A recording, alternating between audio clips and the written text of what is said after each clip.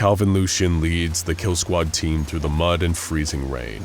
In front of them looms the fortress of Baron Lehman Hoadley, the 8th Overseer. The team has already been through a lot, from breaking the Overseer Council's deal with death by eliminating 05-13, to using the Spear of the Non-Believer to kill the godlike archivist, 05-10. The hunting of Overseers has taken a toll on the kill squad. 05-12 almost killed Adam, and Olivia was stuck in what seemed like an endless mind game with 05-11. The first 5 Overseers were eliminated, but the words that the 9th Overseer spoke to Calvin Lucien before she died still run through his mind. Are you afraid of death? Now the kill squad is about to infiltrate one of the most heavily guarded facilities in the world to eliminate the 8th Overseer. Upon reaching the castle, the team is surprised to find the structure is in ruin. No one is supposed to know the location of 05-8 though. The fortress was supposed to be practically impregnable. They storm the castle of 05-8 all the same. The journal Calvin possesses that contains information about the members of the SCP Foundation's powerful 05 Council identifies him as a former industrialist named Baron Lehman Hoadley. With his vast wealth, Hoadley funded the Foundation at the start and was considered the unofficial leader of the council in its early days, with immense control over the actions of the organization. The kill squad makes their way through the dimly lit hallways of the castle. As they turn the corner, they are surprised to find the charred remains of Baron Lehman Hoadley's bodyguards. It seems that someone or something has gotten to Hoadley before they could. The team makes their way to the main chamber and breaches the door. Laying by a still-lit fireplace is 05-8. The kill squad scans the room to make sure the killer isn't still in there with them. Adam walks over to the body and examines it. He quickly realizes that Hoadley hasn't been murdered at all. He sees that Baron Hoadley's body has been drastically modified using anomalous technology. The Overseer used his immortality to modify almost every part of his body to make himself stronger. Unfortunately for Baron Hoadley, when the Overseer's deal with death was broken by Calvin, the modifications to his body slowly tore him apart. His regular body could no longer support all of the modifications, and what once made him practically invincible became the very thing that destroyed him. The team leaves the castle and crosses 05-8 off their list. On their way out, Adam pulls Calvin aside. He has the feeling that Anthony hasn't been completely honest with the rest of the team. He had the feeling that Anthony was hiding something from them. Calvin had similar thoughts recently. He pushes Anthony for more information about his past, and Anthony reveals that he's over 100 years old. The vial of water from the Fountain of Youth that Calvin has was not the only one. Early in his career with the insurgency, he had confiscated other vials from a Foundation site. His squad drank the water and it extended their lives. He asks Calvin on what he plans on doing with his water from the fountain. "I'm going to destroy it," Calvin tells him. Anthony agrees with this plan. Once you drink from the Fountain of Youth, you may extend your life, but a part of you dies at the same time. Vibrancy of the senses disappears, leading to a seemingly shallow life. If Anthony could go back and do it again, he never would have drank the water.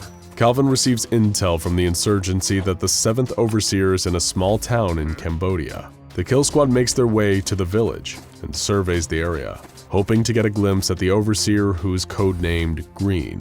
As the team conducts reconnaissance, Anthony tells them that he thinks the mission is a setup. It is too remote, and there are so many unknown variables. But Calvin is convinced that this might be their only chance to kill Green.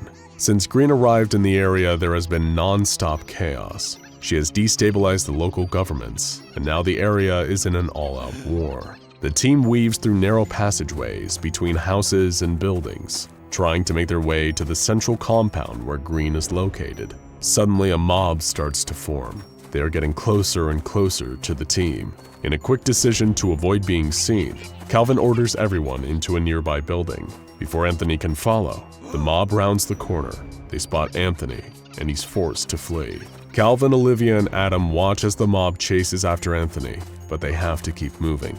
Calvin knows that Anthony can take care of himself, and they are too close to their goal to stop now. Calvin slowly opens the front door of the house they are hiding in and peers out. The coast looks clear, so he signals Olivia and Adam to follow him. Before they can step out into the street, a gas canister enters through a cracked doorway. The room fills with sleeping gas and the team passes out. When they are awake, They are tied up in a large room with marble-vaulted ceilings. 05-7 is standing in front of Calvin. She smiles wickedly while holding a knife. She compliments Calvin on what he and his team have been able to do so far. No one believed they could pull off even a fraction of what they have. But now she has an offer for Calvin. She points towards Adam and Olivia and tells Calvin he must choose one of them to die. If he doesn't, she'll kill the leader of the rioters and plunge another part of the country into chaos. "Screw you," is Calvin's response. "Very well," utters Green. "Have it your way." She assassinates the leader being held in her compound, then turns back to Calvin. She now threatens to torture his team until Calvin makes a choice of who to kill. Green slashes Adam's cheek with her knife as Calvin screams for Green to leave his team alone and torture him instead. Green just smiles. "I'm going to enjoy killing your friends while you watch, as you have killed so many of my overseers on the council." She reaches up in the air with the knife above Adam's head. Before she can plunge the knife through his skull, a bullet passes through her hand, causing her to drop the knife. Anthony kneels on a rooftop across the courtyard, smoking sniper rifles still pointed at Green, who runs. Calvin uses the dropped knife to cut his ropes and chases after Green. He follows her to the roof where he watches as she boards a helicopter. The aircraft lifts off as Anthony fires at it from his original position, but does no serious damage. In the plaza below, the mob that has separated the team earlier becomes restless. There is complete chaos and someone fires a rocket at the fleeing helicopter. The rocket hits the tail of the aircraft, sending it crashing into the plaza full of rioters below as the crowd flees from the scene.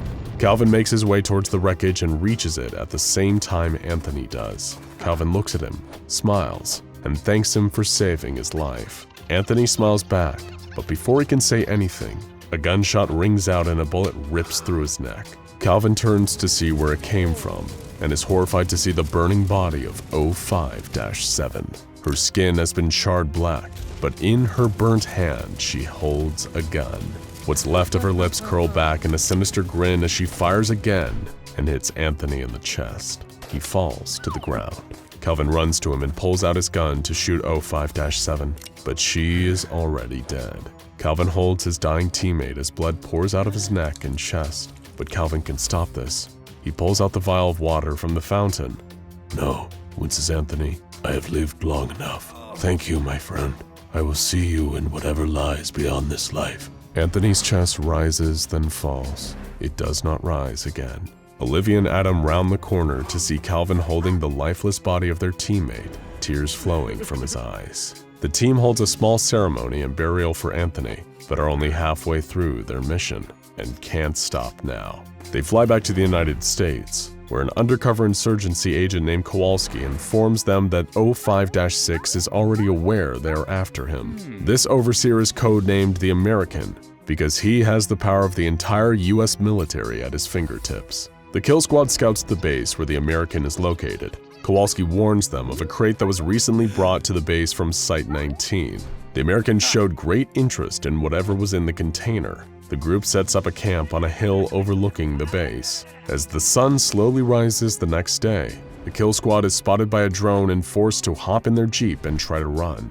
They make their way down the hill, finding themselves in the valley below with no clear exit. In front of them lands a helicopter as Humvees roar into the canyon behind them. The team is surrounded. A jeep pulls up and 05-6 steps out. He introduces himself as Rufus King, member of the Overseer Council, but an American citizen first and foremost. All he really wants is to protect the country he loves. "Thanks to you, I've lost my immortality and can no longer effectively protect the United States anymore," the American says to Calvin. "But I'm willing to make a deal. Your freedom for the spear of the non-believer. Rumor has it that you have the spear in your possession, and you used it to kill the archivist. You give me the spear, I will let you go." "No," replies Calvin. "I will never give an overseer the means to cause more destruction. The spear stays with us." "Very well," the American says with a frown. "Then I suppose my only other option is to take it from you, but not without giving you a fair chance. Run, Calvin Lucien. Run as fast as you can. I will be coming for you." The American turns and walks towards the container from Site 19, which is being lowered from a helicopter hovering above them. Calvin sprints back to the Jeep with the other members of his team. As they drive away, they hear a horrible, guttural screech from whatever was inside the container. After a few moments, the army begins to pursue them. Out in front of the military force is 05-6 riding SCP-682. He is using a black whip to urge the creature forward, and they're gaining on the kill squad. Fast. A row of vehicles pulls up beside the American and SCP-682. Then something strange happens. A man appears in front of the oncoming forces led by the American. The man's skin bulges and seems to be moving from within. The skin of the man sloughs from his body. The infection that is SCP-610 erupts out of him and onto the soldiers in the nearby Jeep. SCP-610 begins to infect and consume everyone around it. Suddenly, there are thousands of instances of SCP-610 coming from the mountainside, flooding into the valley. They close in and around the army and 05-6. The American begins fighting off the flesh-eating creatures from the back of SCP-682, but he becomes overwhelmed. He can no longer focus on pursuing Calvin and his team. From the back of the Jeep, Olivia pulls out her rifle. She aims and fires. The bullet hits the American in the chest. He is flung off the back of SCP-682 and engulfed in a sea of SCP-610 creatures. The kill squad continues to drive, trying to put as much distance between themselves and the SCP-610 infestation as possible. But then Calvin suddenly slams on the brake. Standing in front of them is a man in a black suit and bow tie. He introduces himself as Blackbird, the 5th Overseer. According to the journal, his actual name is Mortimer J. Denning von Krocknicker. He stands in front of the Jeep with a menacing grin. "You have been causing a lot of trouble," he says, looking at Calvin. Olivia swings her gun around. "Oh, please, my dear, that won't help you," von Krocknicker says. He pulls out a knife and stabs himself through the neck. He falls to the ground, apparently dead. There is a gust of wind, a whiff of ozone, and an identical copy and still very much alive von Krocknicker lands next to his own dead body. "See what I mean?" he says. Olivia lowers her rifle. "Come with me, I have something to show you." The Blackbird beckons. Seeing no other option, Calvin, Olivia, and Adam exit the Jeep and follow the Blackbird. As they walk, the world changes around them. The desert mountains fade away into blackness and find themselves in the near-apocalyptic London. "Oh, it's good to be home," the Blackbird says as they emerge onto a cobblestone street. "You cannot stop the Overseer's plans. However, I can give you an alternative. Let's see if any of you will take it." In front of each kill squad member appears a door. They have an uncontrollable urge to open their respective door and walk through. The Blackbird stands smiling as he watches Calvin, Olivia, and Adam enter each of their portals. Adam enters his door and looks around. He is in Portland. His parents walk into the room. In this universe, his family has been granted asylum. Adam never has to interact with any SCPs or the Foundation. He is free to live a normal life. From the kitchen comes Calvin wearing an apron. He is holding a steaming pot. Adam locks eyes with Calvin, who smiles at him. The Blackbird whispers into Adam's ear. "In this reality, both of your parents and siblings are still alive. Also, the man you love loves you back. You and Calvin could be married if you stayed here. Wouldn't that be nice?" Olivia enters her door. She is on the deck of a yacht. At the bow sits an easel with art supplies. The man that Olivia once loved walks across the deck towards her. The Blackbird looms over her. "In this reality, you didn't accidentally kill him. This could be your happily ever after. Wouldn't that be nice?" Calvin steps through his door. He is in a grassy clearing near a lake. The Blackbird hisses in Calvin's ear. "I'm giving you the opportunity to save your mother this time, Calvin. You were just a scared little boy. But in this reality, you can be brave. You can actually save your mother from her fate." "No!" Calvin screams. "This isn't real!" The Blackbird cackles. Calvin looks away from the lake and towards the tree line. Hidden in the shadows, he can just barely make out a hooded figure. Calvin walks towards it. The Blackbird follows. He is screaming at the person in the tree line. "I was only trying to help!" The hooded figure reaches out and hands Calvin a metal tube. He opens it to find a set of eyeglasses inside. Calvin puts them on and turns to look at the blackbird. He steps back in horror. The glasses have revealed the true form of the blackbird.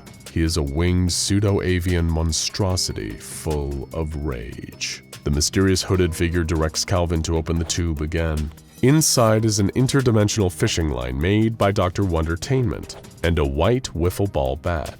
Calvin grabs the fishing line and wraps it around 05-5's leg. The blackbird flies into the air trying to get away from Calvin, but Calvin wraps the other end of the fishing line around his arm. The blackbird begins to jump from dimension to dimension trying to get rid of Calvin.